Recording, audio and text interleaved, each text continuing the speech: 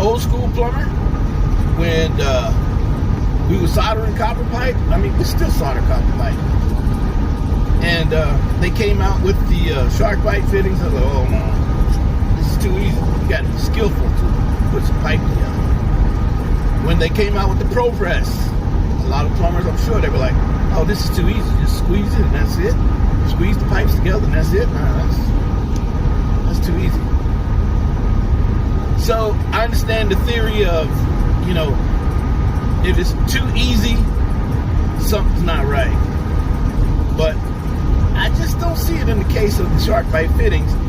And they say that they, you know, a lot of people complain about them. And like I said, I've used it for years.